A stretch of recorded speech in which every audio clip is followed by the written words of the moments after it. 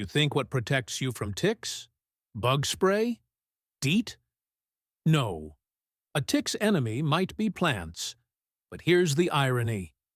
Americans keep passing around the same advice every time tick season rolls around. Clean out your yard before the rain brings the ticks back. So, they mow the grass down to the dirt, rake up every bit of leaf litter, and spray the yard like it's a chemical war zone.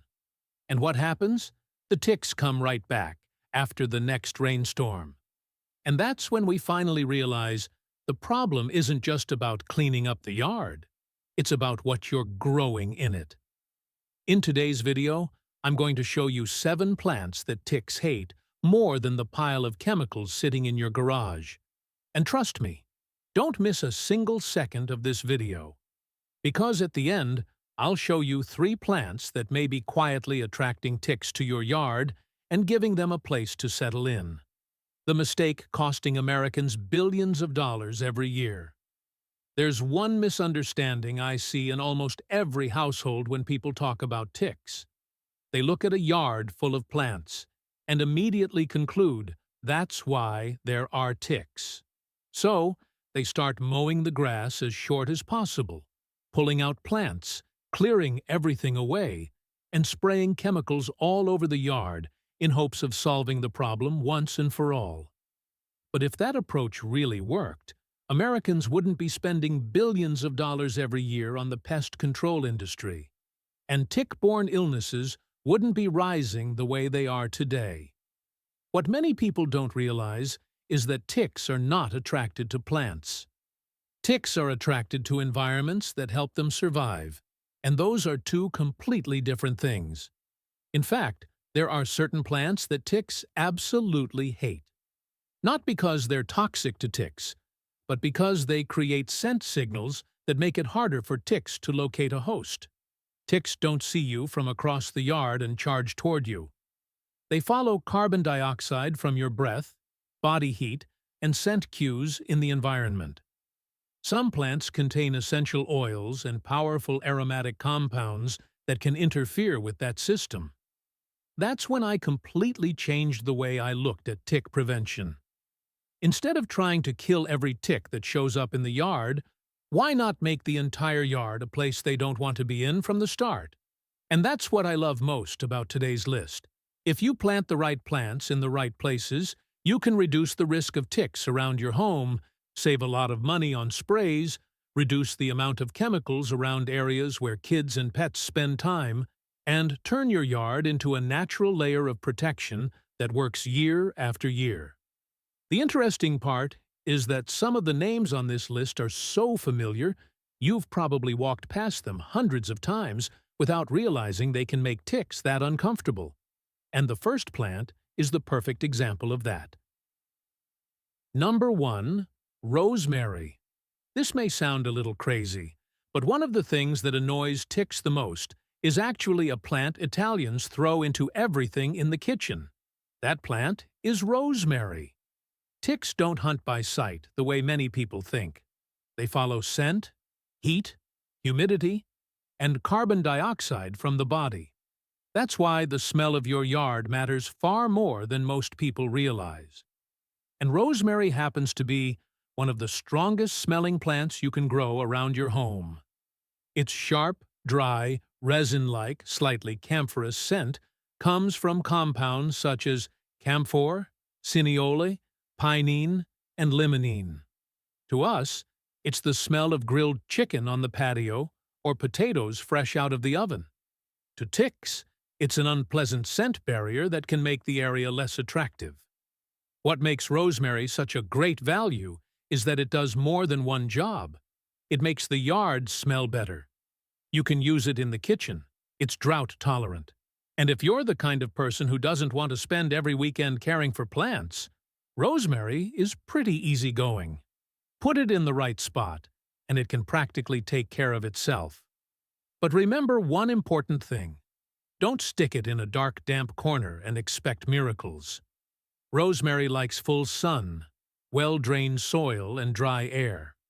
Plant it near the patio, front steps, barbecue area, walkway to the yard, or places where the dog usually runs through. That's where its scent can do its best work. And if rosemary is the practical guard standing watch over the yard, the next plant is the real star. Number 2. Lavender. This is one of those family tricks I thought the adults were exaggerating about when I was a kid. Then I got older and realized my great-grandmother wasn't joking at all. By now, I'm the third generation still using this tip. And honestly, if a trick survives 3 generations without being abandoned, there's probably a reason for it. That plant is lavender. The reason comes down to its scent. Lavender contains compounds such as linalool and linaloyl acetate, which create the clean, relaxing fragrance people love in candles and essential oils. Ticks don't find anything healing about it. Ticks don't hunt by sight the way many people think. They track breath carbon dioxide, body odor, warmth, and humidity. When you plant lavender near a patio, walkway, or sunny edge of the yard, that scent acts like someone took an eraser and wiped away part of the tick's map. But if you want lavender to thrive, choosing the right variety matters. If you live in a colder climate, remember the names Munstead and Hidcote. These English lavender varieties are fairly tough when grown in well-drained soil and can tolerate conditions down to about Zone 5. If you live in a hot, humid region like the Southeast, look at Phenomenal Lavender instead. Many lavender varieties look beautiful right up until August arrives and summer starts punching them in the face. Phenomenal is tougher, handles humidity better, and performs well in zones 5 through 9. And here's the most common mistake. People love lavender too much. Rich soil, compost piled around the base, wet mulch pressed against the stems, watering every day like it's a tomato plant. Lavender actually prefers a tougher lifestyle. Full sun, lean soil, gravelly soil, fast drainage, water it while it's getting established. Then back off. And one more thing about pets.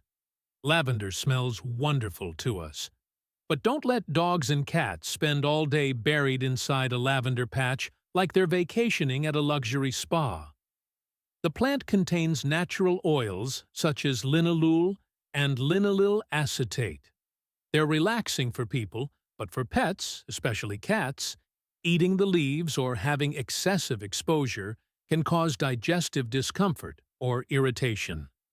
Walking past it and catching a light scent outdoors is usually fine.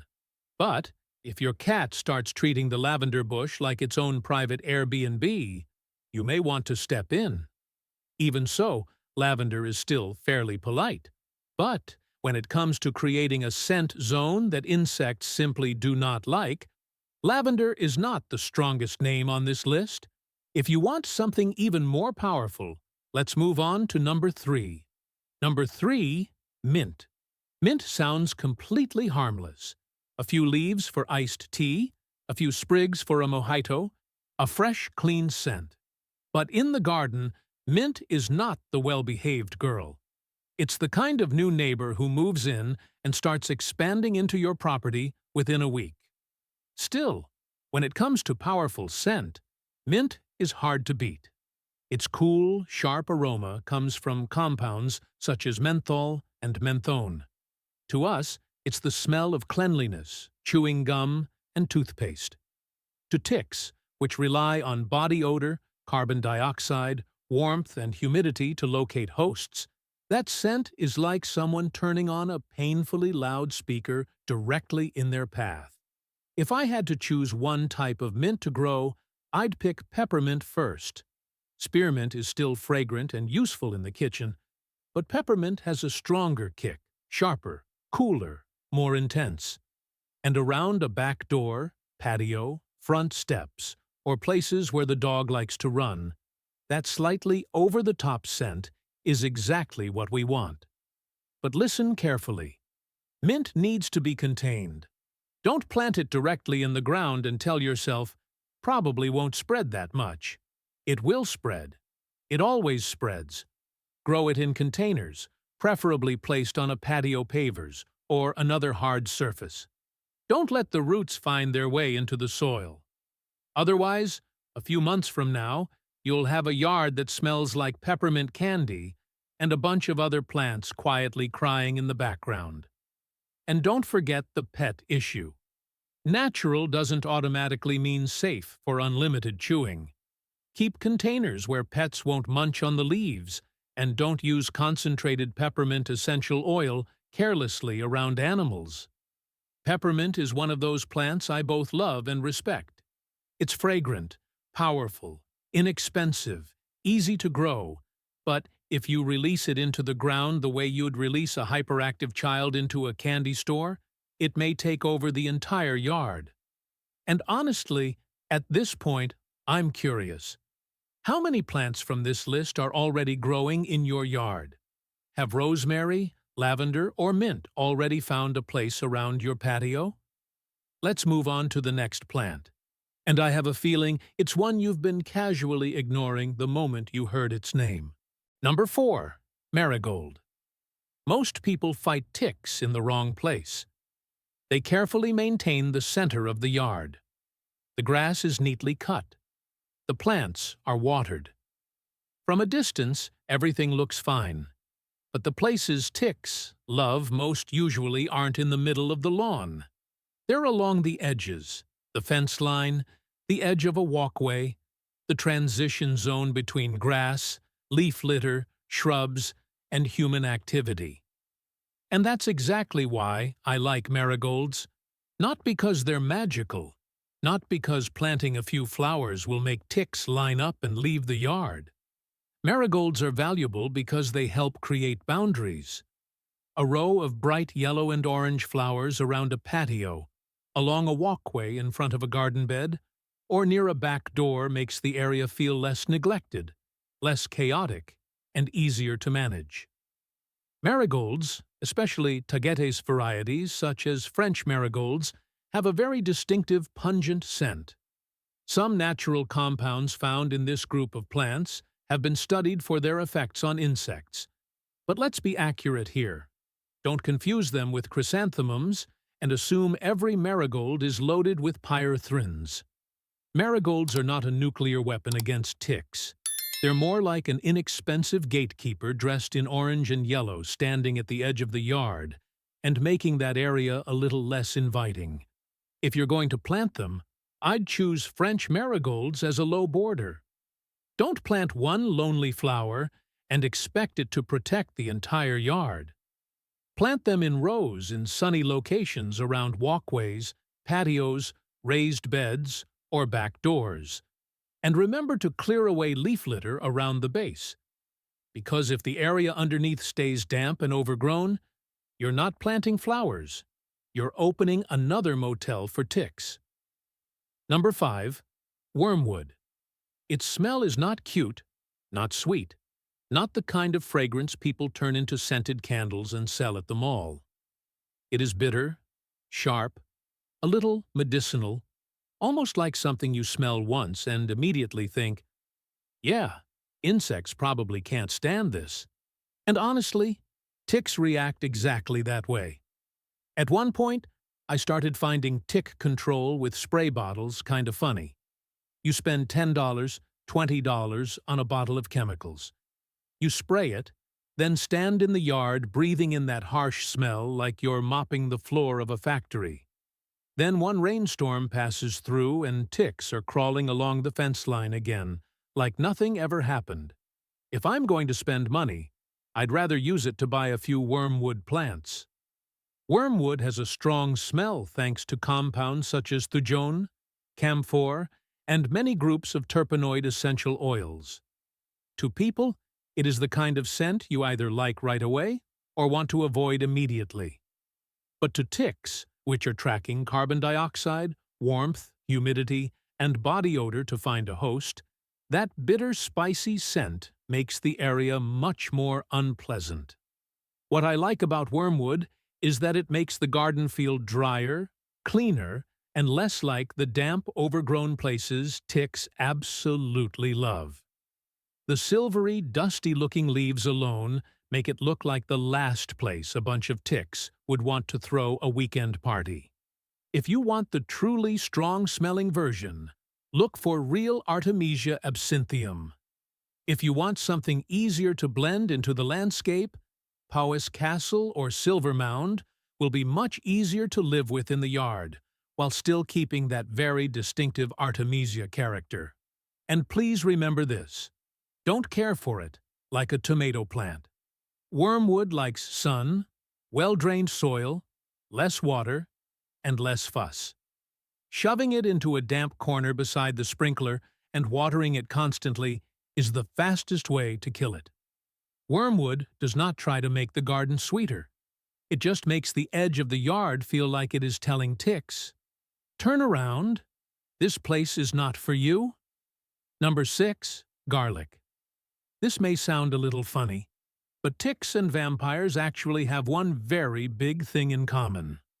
Both live on blood. And what is even funnier is that for hundreds of years, people have passed around one thing for keeping vampires away: garlic. Of course, vampires are legend. Ticks are very real. But garlic did not end up on this list by accident. Garlic is one of the strongest smelling plants you can grow around your home, and its secret is in the natural sulfur compounds inside the bulb and leaves. When garlic is cut, crushed, or simply growing under hot sun, it releases compounds such as allylic diallyl disulfide, diallyl trisulfide, and many other sulfur compounds. Those are what create the sharp, unmistakable smell you notice the second you peel a clove of garlic. To us, that is the smell of dinner.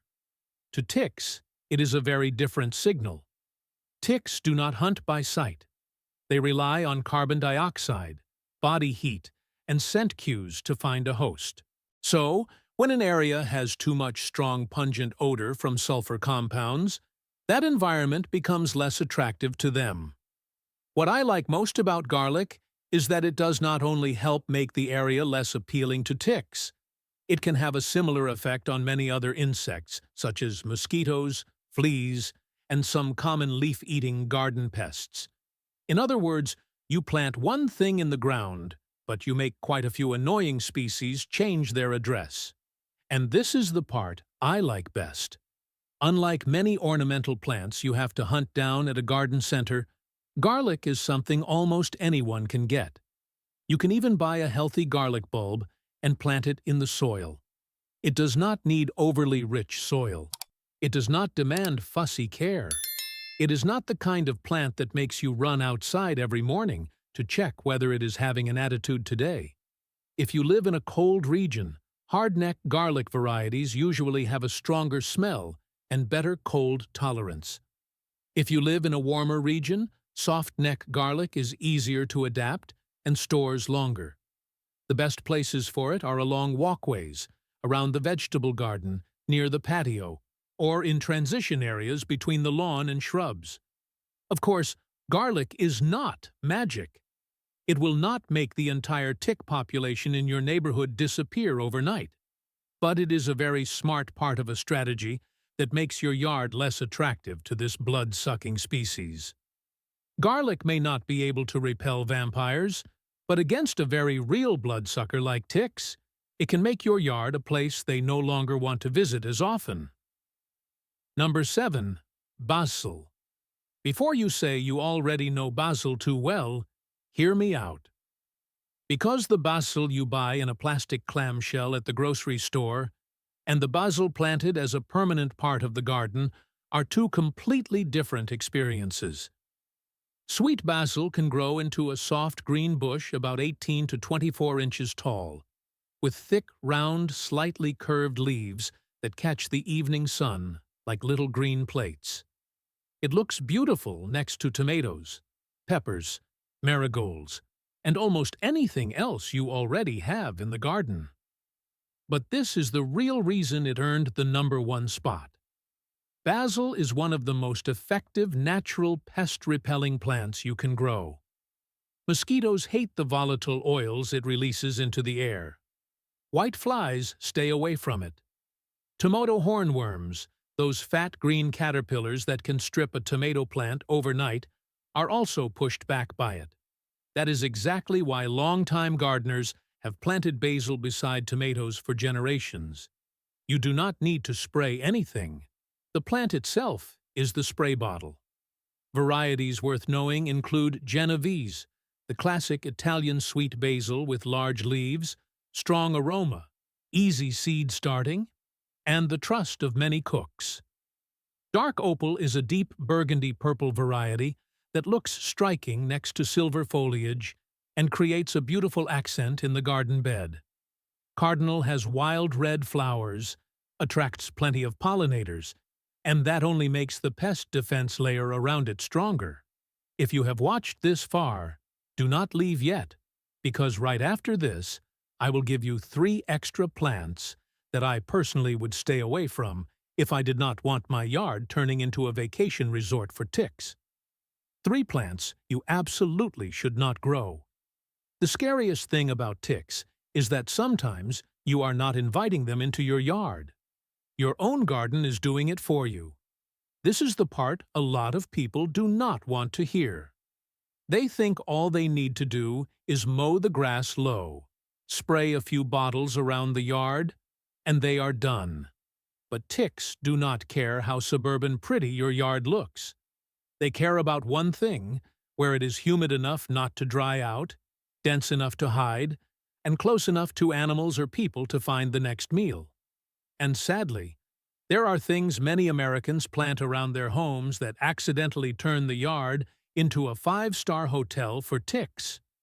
If I had to choose one thing I would pull out of the yard first when thinking about ticks, it would be Japanese barberry. From the outside, it looks pretty. Red leaves, a neat shrub shape. Garden centers love selling it because it makes a yard look more designed. But under that shrub is often a dark, damp area full of leaf litter. To ticks, that is almost a vacation resort. Black-legged ticks, the type of tick famously linked to Lyme disease in the United States, dry out very easily. They do not love harsh sun and dry conditions the way many people imagine. They love humid microclimates, and Japanese barberry creates exactly that.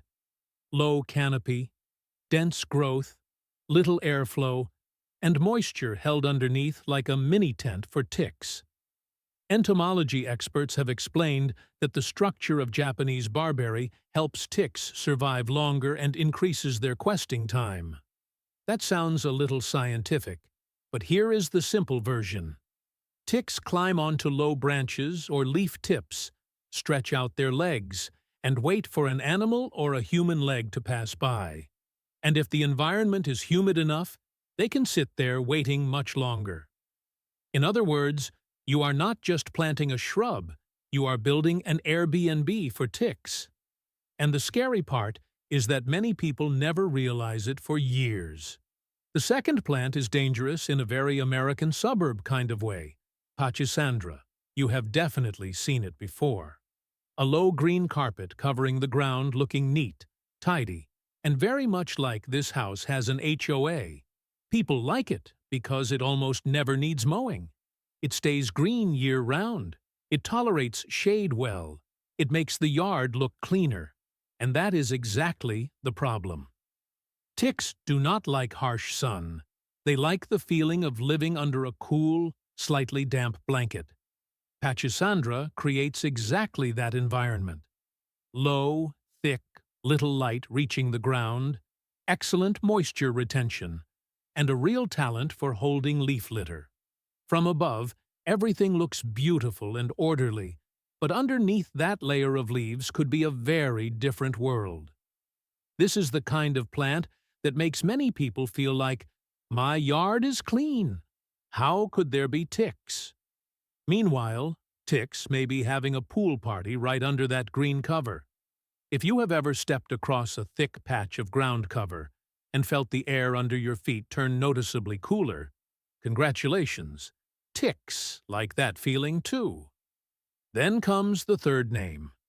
And honestly, this is the one that bothers me most, because it does not just hold ticks, It also brings the whole tick bus into your yard. That is bush honeysuckle.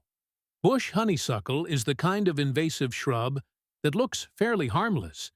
It grows thick along yard edges, forest edges, and fence lines. The problem is that it creates exactly the kind of corridor wildlife loves to move through. And ticks do not magically teleport into your yard. Very often they get carried in. White-footed mice, squirrels, rabbits, deer. All of these animals can carry ticks on their bodies. And when they run through dense honeysuckle growth, ticks have a chance to drop off right into the perfect environment to continue their life cycle. Damp, dark, full of leaf litter, and crossed by hosts on a regular basis. Put simply, bush honeysuckle is like building a VIP corridor for wildlife right beside your backyard, then acting surprised when ticks start showing up more and more. This is what many people do not want to hear. Sometimes the problem is not that your yard lacks spray. The problem is that your yard is too comfortable for ticks. A garden that is too dense, too shady, too full of low ground cover that holds moisture, too full of little corners where animals would probably love this spot. All of those things together create exactly the environment ticks want to live in. And that is the truly worrying part, because a tick-heavy yard is no longer just an outdoor annoyance. It can become a health issue for your pets, your kids, and you every time you step onto the patio without knowing something may already be clinging to your ankle. For many American families, the backyard is not just a patch of grass. It is where the dog runs circles every morning, where the kids kick a ball until dark, where you pull a chair onto the patio and drink weekend coffee, where the whole family fires up the barbecue in summer. And it is also the place that is supposed to make you feel the most relaxed after a long day. But in the last few years, many people have started looking at their own yards differently. They step outside and think, wait, are there ticks here?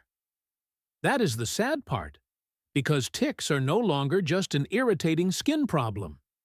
Tick-related illnesses in the United States have risen sharply over the years.